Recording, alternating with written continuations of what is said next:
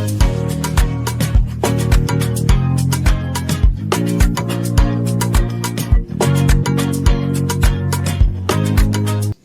day and welcome to yet another exciting episode of the Blue Table Talk Show.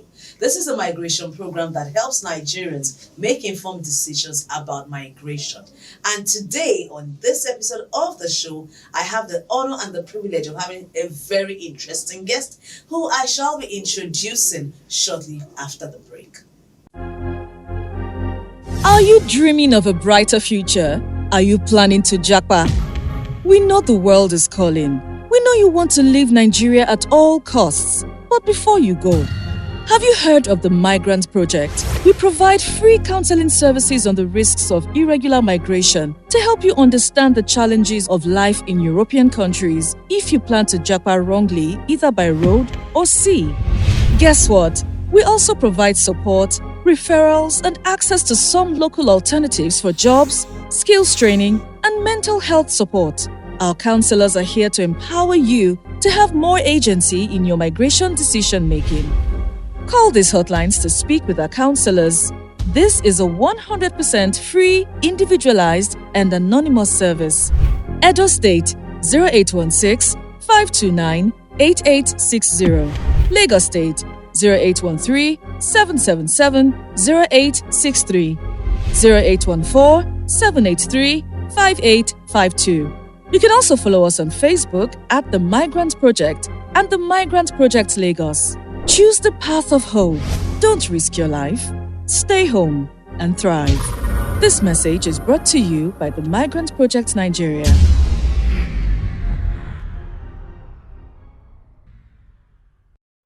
Welcome, and this is the Blue Table Talk Show. My name is Eniton Otejri Birunke, and my guest for today is none other than Mrs. Olushola Babatunde. I shall be telling you who Mrs. Olushola Babatunde is. Mrs. Olushola Babatunde is the founder and director of One Stop Celebration Limited, also known as OSC Limited. OSC has empowered more than 25,000 Africans directly and indirectly, many of whom have been deployed to assist other organizations thrive while some have started their businesses. She's also a Goldman Sachs scholar, a certified master trainer from IL and FS Institute of Skills in India, and holds an advanced entrepreneurial business certificate from the Andrews Business School. Today, Mrs. Olushola Babatunde is going to help us dissect this topic that talks about, are there any opportunities in Nigeria for Nigerians who are considering irregular migration? What exactly is the skill industry? What options do we have as Nigerians who actually are considering migrating irregularly? Ms. Olushola Babatunde, it's a pleasure to have you on the program today. Thank you for having me. Yes, so we're going to go right into this, and I must say that after reading your profile and reading everything, I'm like, wow, I'm excited to have you on the program with me today. So let's go right in. So we've been talking for a bit before we got on the program, and the question I would like to ask you this morning, in your opinion, do you really think that there are any opportunities for young Nigerians, people between the ages of 18 to 35 who feel that the only way out is to migrate irregularly, they just want to leave? What opportunities exist for them? Numerous, uncountable opportunities. There are so many things to do in Nigeria. So we have a population of over 200 million people, of which there are women, men, children, and there's so many things that they would need. If you look at the different basic needs of people, so people need shelter, then they need clothing and food, and then the rest. So I'll pick clothing, which is where I come in. Definitely. So clothing alone, there's so many categories of things that we could produce and sell to ourselves, even not to think of exporting them. So we have, let's start from the basic things like a t-shirt, your sleepwear, your nightwear, the baby's onesie, your underwear, the boxers, the socks, the handkerchiefs, something as simple as that. Not even maybe the Owambe clothes. I'm not even going to go that far. There's so many things that can be produced in Nigeria. Just learn the skill, and you can earn quite a lot from it, or you can be employed by other people who are already doing those things, and you're managing their businesses for them. Interesting. I like the fact that, it's sort of like you opening our minds in a way that we probably weren't thinking. And I would like to ask you, do you think that local skill development and education can actually reduce the issue of people wanting to leave Nigeria at any cost. In particular, this time around, we're talking about people that want to go out of Nigeria. They're thinking the desert, Mediterranean, they want to pay agents, they also want to get out at any cost. So local skill development, is it really an option for them? Definitely is an option. I even feel if you're really skilled and you're a highly trained artisan, you even have a better chance if you have to migrate. Then you'll be able to go legally, you'll be able to be gainfully employed. But if you even do this in Nigeria, you find out that you're earning far, far higher than if you travel abroad. So for example, let me pick somebody who was like a tech pack developer. I'll explain what that is. So in the fashion industry, if you want to ask a factory or somebody to make your clothes for you, there's someone who has to have drawn it, the front, the back, and give all the specifications that's needed. So what inch the neck should be, how wide, how small, the sleeves. I'm not talking about the fashion illustrator, just someone who brings out the technical details of the garment. And that person, even abroad, could earn as high as $200 per piece. Wow. And you can work from here. You could be in Nigeria, do the tech pack, and email it to them over there. You could be a pattern maker. You could be a cutter. There's so many other jobs other than the person who's actually sewing and selling in the fashion industry. So there's a value chain, meaning there are different departments that could be developed that people would be happy staying back in Nigeria, still see their families. They don't have to go through the desert, endanger their lives, and earn a good living. I must say that even I am tempted. I'm very interested in what you're talking about. Okay, so in this situation, I can already tell my next question to you sort of has been answered already. I mean, with the question, what I'm trying to ask you now is, are there any sectors or industries that you believe are experiencing growth or are promising and giving good promising opportunities for Nigerians right now? Oh, definitely the artisan, or I would say how we call it in Nigeria, the handwork industry. So just on my way here, on Instagram, I saw so many ladies. They were making wooden tables and they were polishing them, and they sell them for, a piece is almost 400 and 300,000 just from wood that we have everywhere, an endless supply of. So if you are able to learn a skill, be it carpentry, plumbing, even tiling, painting, so many things that in those days were looked down on. But right now, you see that the industry even now needs these skills, and they have to import people from our neighboring African countries, or even internationally. People come to Nigeria to come and take over the jobs that our own people should take over. So there are factories, for example, who have to bring in expatriates to be their production managers, to be the technical supervisors, because our people have looked down on those professions in the past. So it's time to wake up and see that the grass is not greener on the other side. It's hard living abroad. Well, thank you for viewing, and we definitely know you're still watching us. This is the Blue Table Talk Show. My name is Eniton Oteji Birunke, and my guest today is Mrs. Olushola Babatunde, and we are talking about opportunities that exist for Nigerians, young Nigerians, so that they can consider viable options as opposed to going irregularly out of Nigeria. So, Mrs. Babatunde, I would like to ask you one question now. What role, if any, do you think that entrepreneurship plays in providing viable alternatives to irregular migration? And what initiatives does your organization actually offer to support employment and entrepreneurship? So entrepreneurship is, it's a very, very viable tool that can be used to ensure that people don't, migrate illegally. So for example, if you're a fashion designer and you want to open your own business, you would need a minimum of 4 people to work with you. If you're doing it standard and proper way, at least you need someone to keep the books so that they're watching the money going in and out. You need someone to stitch and sew while you design. So if I say fashion designer, the person is the brain who's designing, coming up with a concept for whoever their target market is. Then you will need someone who's the interface, so maybe like the salesperson, or who goes to deliver or communicates with the customer if you don't want it to be you. And then, of course, the person who cuts. Even though you can start with just by yourself, but you can form a team of 4 people. So imagine if every four people band together and are able to do this business. There's no need to run away anywhere illegally. You would see that, okay, it becomes easier because there are 4 of you as opposed to just you.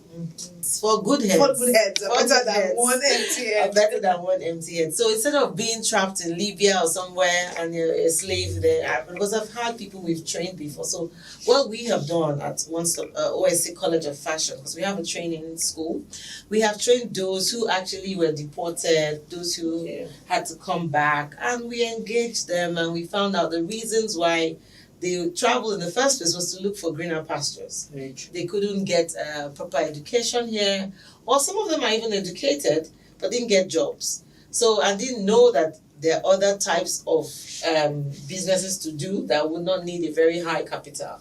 So we trained them and then put them in groups. So some of them banded together to form a sewing hub where they can sew. People can outsource to them. Some got employed by other people. We even have those we've trained who earn as high as 200,000 naira in Nigeria monthly. And that's, so if people know what they can do, and then there's of course the assistance of governmental agencies, private individuals, and even the society to encourage people and not talk down on some certain professions. People would be happy, and then we are happy to buy Nigeria. That's another thing. Very true. A lot of people think it's only the imported items that are good. So, but you can have your everyday clothes made by a Nigerian, and their Nigerian brands would be able to come up with products that will suit that if they know that Nigerians will buy. That's very true. I know this thing you're saying reminds me of when I was growing up and I was very interested in fashion. For me, like I would draw, I would do the designs, I was very interested. And I remember telling my parents that, I want to go to a polytechnic school and learn fashion design. And my mother said, what? Oh no, what is all this about? And then people, that was the reaction. And of course, the decision was no way, I'm going to go and study law. But many years down the line, I look at it and I say to myself that if I'd gone down that line, gone to fashion school, learned it all, where would I be today? Of course, I probably would be a different person. But that part of people looking down on some professions is so true. And I like the fact that we're talking today and we're showing that there's an opportunity in the fashion industry at least. Because sometimes when you're talking to returnees or potential migrants, they wonder that, okay, you tell us the opportunities, where are those opportunities? How do we do it? That would now make me ask you. So, for instance, now you have a fashion college, you have a school where you teach fashion. How easily accessible is it for the young Nigerian who has thought to himself or herself that I want to jackpot because there's no opportunity? You are saying there's fashion, come and learn, you can earn this money. But is it something that they can actually easily access, or are there scholarships or opportunities? The training is actually free. We have found several partners who come in and pay for them. So when we first started, the tuition fee was a lot. People could not afford. But God brought us partners. I don't know if I'm able to mention their names, but God brought us different partners, different agents. So USADF, GIZ, Lagos State Employment Trust Fund, and some other few individuals who would say, you know what, I want to sponsor my younger brother, I want to sponsor my younger sister. And we even offer that at a discount. We've had churches, we've had NGOs, Fields, that's the name of an NGO. They even empower women, widows, or those who have either been involved in domestic violence. So we've had quite a lot of, there are agencies who support. And even if you come to us, so even just this morning before coming, OSC gave a scholarship to about 10 women who are above the ages that the other agencies support. So the agencies support only 18 to 35. Okay. And then we get a lot of mails and inquiries from those who are older who say, I need this job. I've even found out that they would even be more serious. Definitely. They've seen life, they have children, they want to take care of their families. So OIC launched a program where we offered today, actually, 10 women to come and learn for free. The cost that would normally have been 650,000 naira, we give to 10 people for free. That's fantastic. So the cost is free. All they just need to do is go to our website or our Instagram page and ask for the link to register.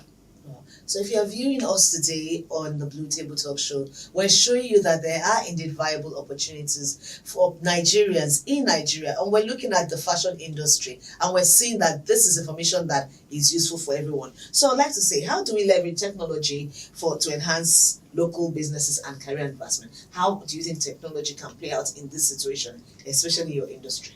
I'm very key that people need to know that they have to embrace technology. So in our company, for example, so One Stop Celebration, which is the manufacturing side of our company, we use in automated, technology-driven machines. So we've moved from using our leg to paddle. Oh, really? That's fantastic. From just even ordinary industrial machines to computerized machines. So the computerized machines are easier to use, they are faster, the stitching quality is higher. That's why you can tell the difference when you say, oh, this dress is imported. It's just because of the finishing and the handling is easier for the people to use. So we do that. Also, apart from the sewing side, the process. So we have ERPs that makes things easier, meaning we can handle a customer vis-a-vis the efficiency of the factory, make it easier. Even for accounting softwares, there are softwares there. And then there's fashion tech, where you can use technology to do fashion. Right now, I don't need to sit and draw. There's AI. All I need to tell the AI is I need a blouse, purple in color, as you mean. It's for a woman age, so, who wants to wear it for this purpose? And it generates the design. Interesting. So there's so many things coming up right now that a lot of young people, we need them in fashion tech. Thank you, Mrs. Babatunde. As we put a wrap on this very interesting episode, I would like to ask you, how do you think we can encourage young people to explore and invest in local opportunities as opposed to trying to migrate irregularly? First of all, they should have an open mind, a positive mindset, a paradigm shift. They need to think more positive than negatively about Nigeria and about the situations they are in. Trust me, I've been there. I know it could be hard, but if you have a better mindset where you're hopeful, where you're looking to God and actually doing something, I'm not just referring to praying and not doing anything. I'm saying where you actually do something about it, you go and find out what opportunities are around me. Most times, when you think things are so bad and all the chips are down, that's actually when there's an opportunity around the corner. So for me, this year, there's so many opportunities in Nigeria, and I'll give one. So the dollar is going up, Naira is going down. It just means that imported items are going to be more expensive. So if you can bring a locally sourced, locally produced alternative that still meets the right quality, Nigeria, the market is for you. Wow, the market is for you. Well, thank you so much, Mrs. Babatunde. It's been a pleasure having you on the show. Thank you. And today on the Blue Table Talk, we have explored viable opportunities for young Nigerians that they can look into as opposed to migrating irregularly. My name is still Eniton Oteji Biruke, and we hope you have enjoyed watching this episode of the Blue Table Talk Show. So we'll come to you again next time. Thank you. Share you the dream of a brighter future. Abi you dey plan to japa? We know say the world they call you. We know say you won't leave Nigeria by all means. But before you go, share you don't hear of the migrant project? We dey give free counseling service so that you no go enter wahala if you want japa. And we go also help you understand of the small wahala wey dey for all these European countries. Whether you plan to japa by road or by sea. Shey you know say we dey also provide support or we dey refer people to get access to some local jobs, skill training, and mental health support. Our counselors also dey to help you know the things wey you need to know before you leave this country. Make you call this hotline if you want talk to any of our counselors. For Edo State, make you call 081 652 988 62. And for Lagos State, make you call 081 3777 0863 or 081 478 35852. Make you know say you fit also follow us for Facebook at The Migrant Project or The Migrant Project Lagos. Make you choose the better part of Oppo, no risk your life. Stay home to make am. Now The Migrant Project Nigeria, now bring on this message.